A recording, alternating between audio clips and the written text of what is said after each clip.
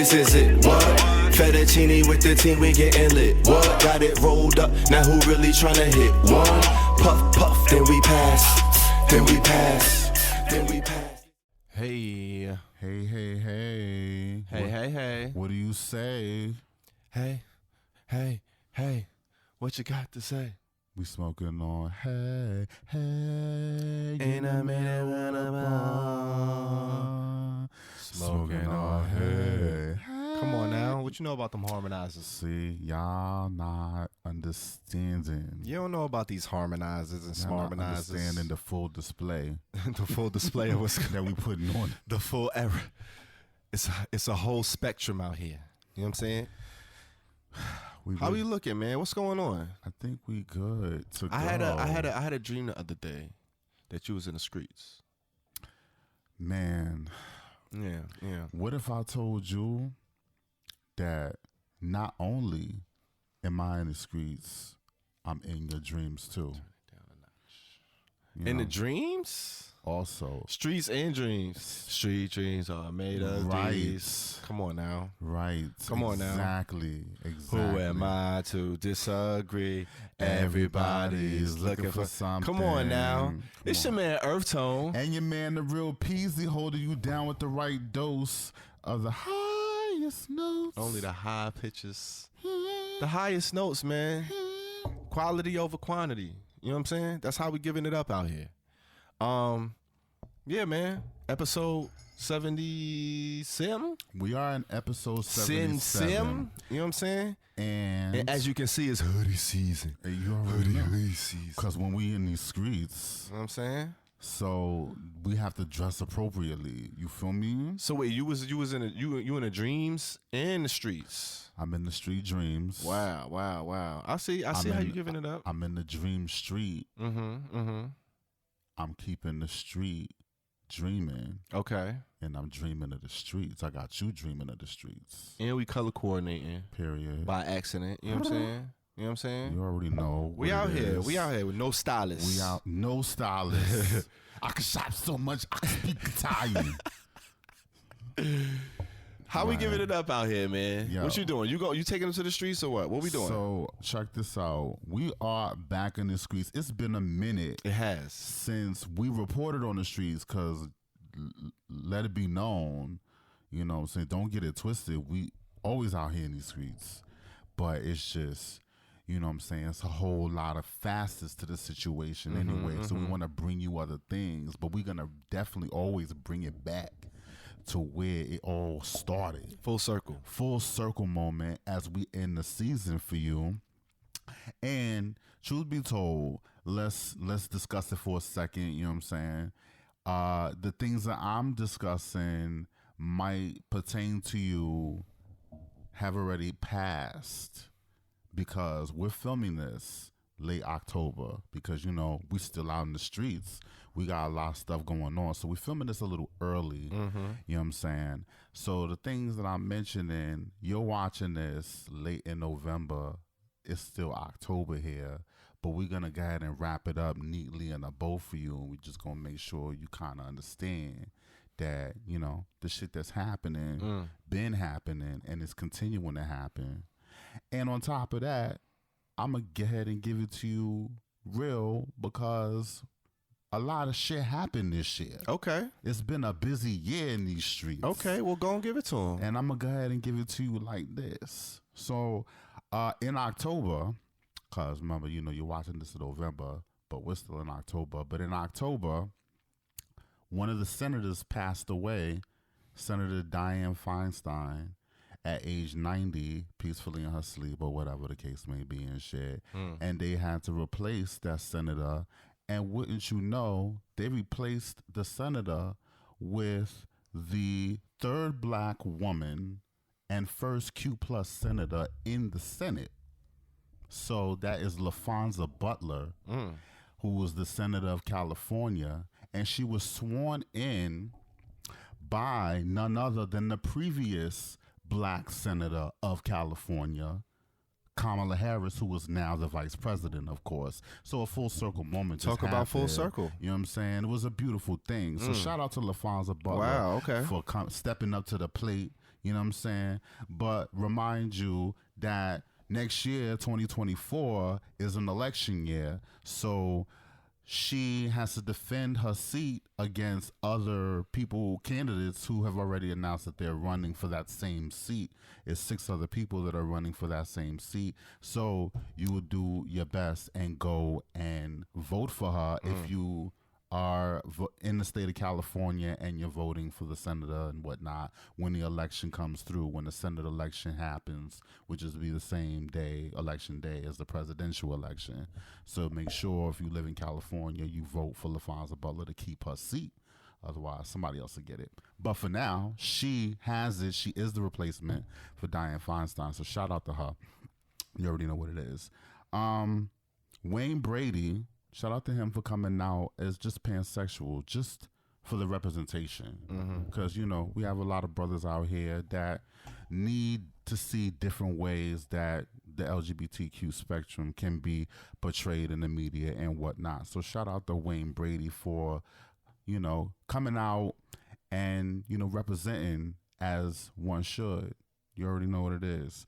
And on that note, for the representation, over the summer, you see the summer was pretty busy, so we're going to talk about the summer. Late in the summer, we unfortunately saw the death of one of our own, O'Shea, O'Shea Sibley, who was murdered at a gas station just for dancing to Beyonce at his car, just in the middle of Brooklyn, you know what I'm saying? And it wasn't really the hood part of Brooklyn, just truth be told, it was the white part of Brooklyn. So nonetheless, he was murdered senselessly, needlessly, and you know already went up in the community. A lot of people paid tribute to him, and folks was really, really out in these streets. I had seen the protests, and there were a lot of familiar faces, because the thing about it is, O'Shea could have been any one of us. You know what I'm saying? And this is what I was telling them, even my family, because they saw it on the news, and I'm explaining to them, you know, this is what's going on. Yeah. And this is how easily it could have been just any one of us. So we definitely are just blessed to just still be here, because it's a real culture war going on outside, and, you know, we under attack. So, you know what I'm saying? Check on your brother, check on your sister, check on your sibling, check on your peoples, you know what I'm saying? Because you just never know what's going down. Shout out to Beyonce for putting him up on the page. And shout out to all the protesters out there at Pier 46 that, you know, kind of really celebrated and basically had a ball dancing out in the streets in his name. Yeah, that was crazy. That was definitely crazy. That same week, that same week, a lot of other things was going on. So that was the late July 29th, I believe he was murdered. So just the weekend after that, we had an event. There was an event called Banji Boombox that happened in Governor's Island, which I attended, and it featured, you know, a lot of people in the grassroots community of the Q+. So we had people like Bryant that showed up to perform. You had Day Burger headlining, and a lot of faces that have been in the community has showed up, a lot of heads. So I did see Medino Green there supporting. I did see Baron, and I had not seen Baron in almost a decade, but Baron came back to perform for Banji Boombox. He's an artist that kind of came out around the same time as I did. Professor was there, Splash T was there, you know, a lot of heads was there. So shout out to all of them. Even Genuine Beauty was there. That's dope. So it was a great little event on Governor's Island. I will say I would not ever walk that island ever again because that island is not light. So when it was time to catch the motherfucking ferry, niggas had to walk all the way to the other side. It's not pedestrian ready? Of that bitch. Oh, man. You know what I'm saying? I ain't bring the scooter, but best believe next time I'm gonna be riding around shining when I go to Governor's. Jeez. But shout out to Mark Angel who helped put that together with you know, other people in the community. They rented out this house, this piece of property there, and they kind of they had a little. They was displaying art. People selling merchandise. It was pretty good. Oh, good situation. Okay. And that was also that Banji Boombox happened to be the same day that one of our own had a birthday party. I mean, you know what I'm saying? So we just gonna say, happy belated birthday to you, because we didn't get to say that. I appreciate during, that. During the airing of the show or whatnot. Yeah, we had our little summer break. You know what I'm saying? And you were celebrating a big milestone. Why don't you talk about that? I appreciate it. I mean, we ain't got to go into all of that. I mean, but I appreciate it. I celebrated another lap around the sun. Let's just say that. Shout out. And, of course, blessings to you, because, again, like I'm saying, we under attack out here. Motherfuckers ain't able to see the next birthday because stupid motherfuckers out here man, it's a ain't blessing. got nothing better to do than attack somebody that just because we look better than you and dance better than you and do everything better than you, don't mean you got to come around outside. But don't worry about it. We're going to roll around with the strap one day. It is what it is, man. Period. Senseless stuff. That's senseless stuff. But shout out to you, of course, for still being with us, of course. Blessings. And on top of that, you celebrated by returning to the desert. Yes. You know what I'm saying? Absolutely. At the end of that month. Absolutely. You know what I'm saying? You was outside yet again. Outside. Getting dumped on. Getting caught in a monsoon. Yeah, it was crazy out there. Shout out to burning, man. Shout out to all my burners out there. Shout out to all the burners. We glad y'all made it out safe. Yeah. And y'all had an adventure. It was quite the adventure. Absolutely. You know what I'm saying? Check it out. Also, during that week, it was busy. August was a pretty busy month. Earlier in that month, Hove, our very own Jay-Z, Hove, you already know, had the Book of Hove exhibit, or still has it actually, because I think it opened up in mid-July, and he had a whole thing where he gave library cards commemorating each of his solo albums and gave a bunch of them to all the different libraries in Brooklyn. So every library has a different Jay-Z card, and you already know we representing for Hove out in Brooklyn, because we spread love the Brooklyn way. Your boy had to go all the way collecting all of these library cards. And not only that, I started out and I had got 5 in one day, only to lose my wallet on the bus. That's crazy. My whole entire wallet, Man. my whole entire life gone. Man. I only was able to hold on to one of them because they happened to be in my pocket. But I started all over again, went and visited all the hoods, and went and grabbed each one. So I was going everywhere from, if you're Brooklyn head, Canarsie. I was out in Williamsburg, of course. I was out in Coney Island. I was out in Brighton Beach. I was out in Midwood. You had to go all over Brooklyn. And you can see all of the adventures and escapades on my reels. If you go to my Instagram, you already know. So you can see how all of that went down. That's dope. So shout out to Hove. And then, of course, the exhibit itself at the main Brooklyn Public Library. You know what I'm saying? Yeah, I got to go see that. It's very lit, very eye-opening. You could see that they was making beats on floppy disks before it transitioned to Pro Tools, and dumb things are on exhibit. The MPC right inside the hardware hitting the... It's all there. It's all there. So shout out to Hove for putting that together. I'm going to also say that Veterans Day. So again, you're watching this a couple weeks after Veterans Day. Veterans Day is November 11th.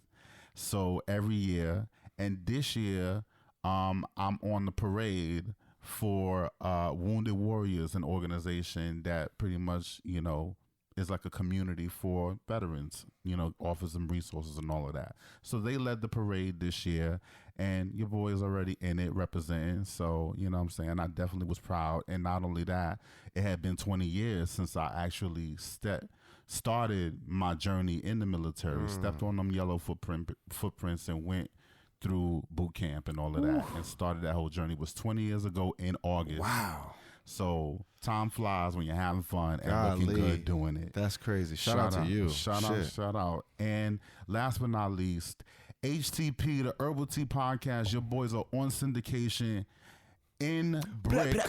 You already know we've been in syndication since July. They've been representing for us. Come on, man. All the episodes is on air. You can catch us on Tuesdays, Thursdays, and weekends on Brick. You can catch it on their website, which is brickartsmedia.org. And we're on channel 3, which is their SD channel, and their HD channel as well. They have 2 different versions of whatnot. So we out here kind of flooding the streets like we normally do. You know what I'm saying? And, you know, the end of the year, we are renewed for the next season. Okay. And renewals. I heard we are renewed for 2024. So we out here.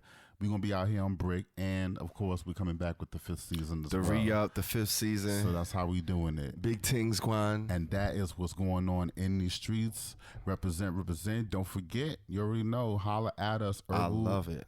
Herbal.tea.pod on our Instagram, herbalteapod.com on our website. All the latest episodes are there. Come on, get into it. Shout outs. Okay, it's a lot going on in the streets. Lot happening. Ooh, that was a mouthful. It was. Man. I tried to keep it cute. I love it. And you sure did.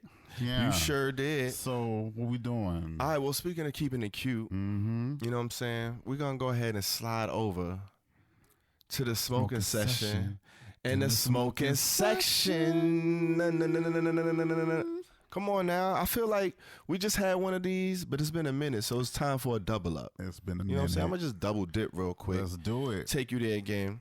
And you know we always got a little question. Today, we wondering, are coffee shops coming to America? Are coffee shops coming to America? Yeah. And when I say it's coffee shop, you know the Amsterdam style coffee shops. When we talk about coffee shops, like coffee shops.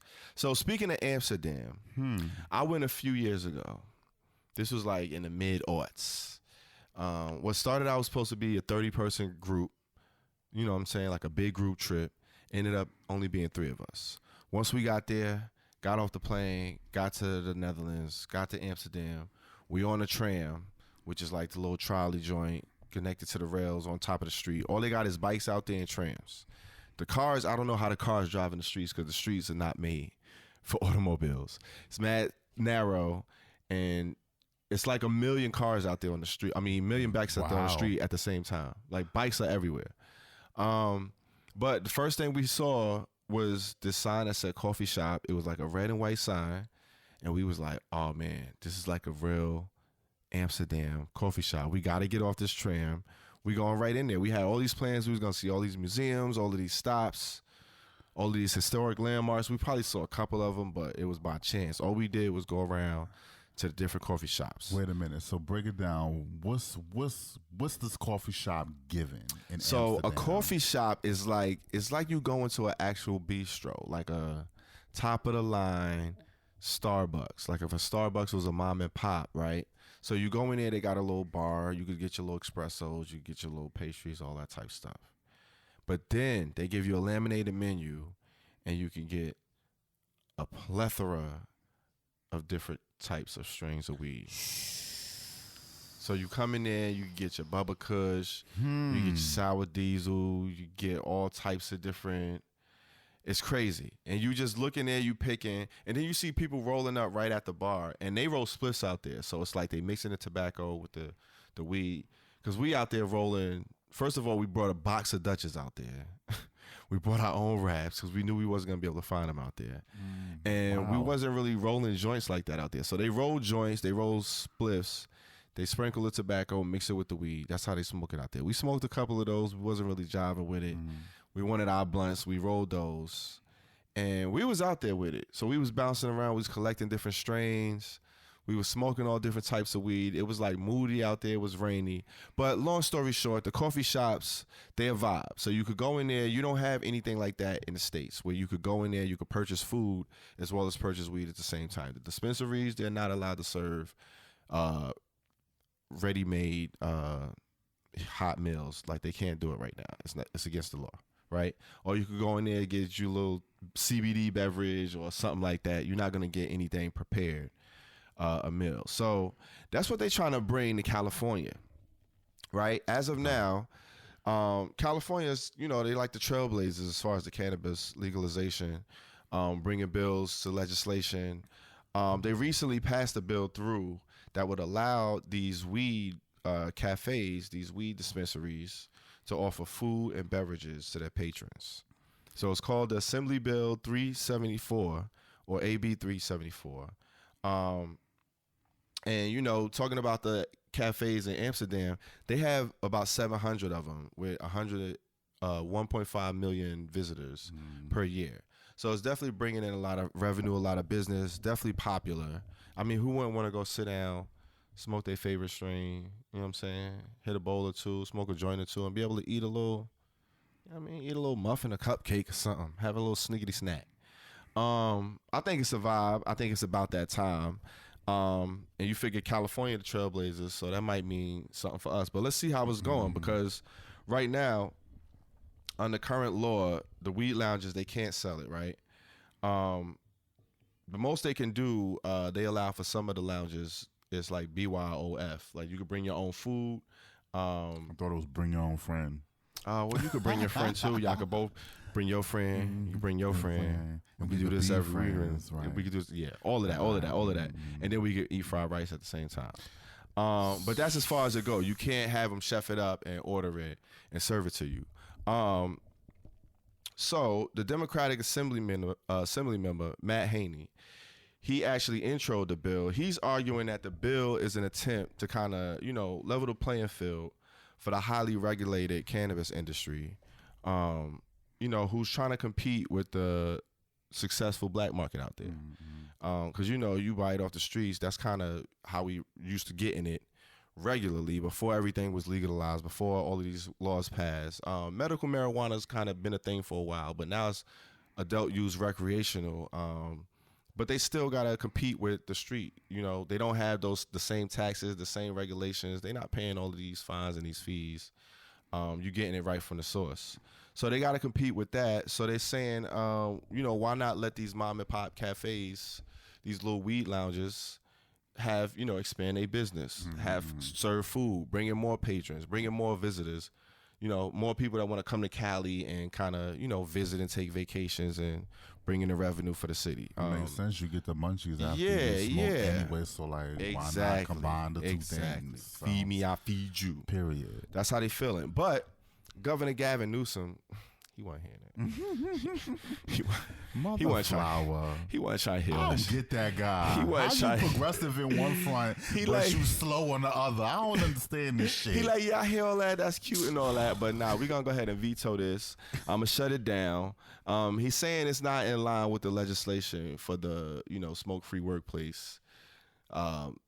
Legislation that's in place in Cali, which is like, it doesn't add up, because it's not like they're trying to put it in any random place of business. These are already places that's been permitted, allowing the people to smoke in it. We just trying to serve food too.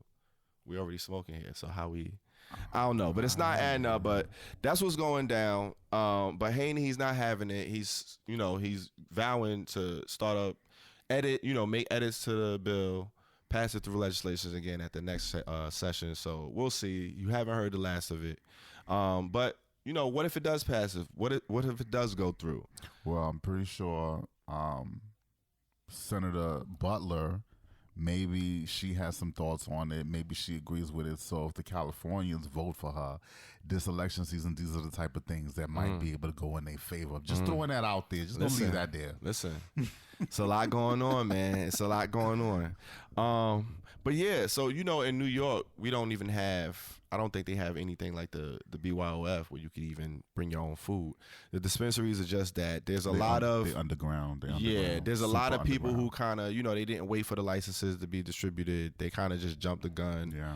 The little bodegas are selling whatever they, they got their little buzzers on the door. You can get the G's for cheap.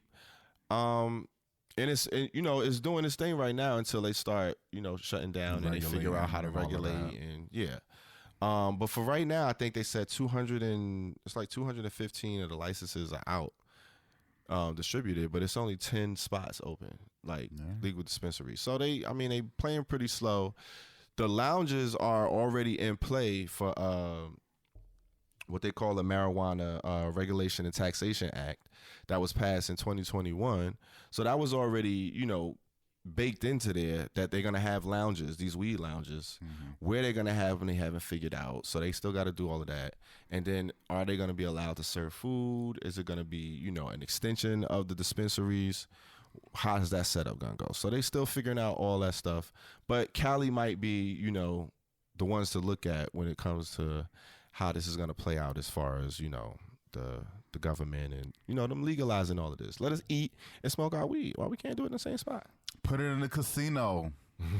Y'all want that revenue. I'm just saying, like, it really makes all the sense in the world to me. But I mean, they gonna get there. They just slow footing it. They're trying to figure out how to milk as much out of it as they can before they, But in the meantime, we're gonna go ahead and end it like we always like to. On a motherfucking high note. This is it, what? Fettuccine with the team, we getting lit. What? Got it rolled up, now who really tryna hit? One, puff, puff, then we pass.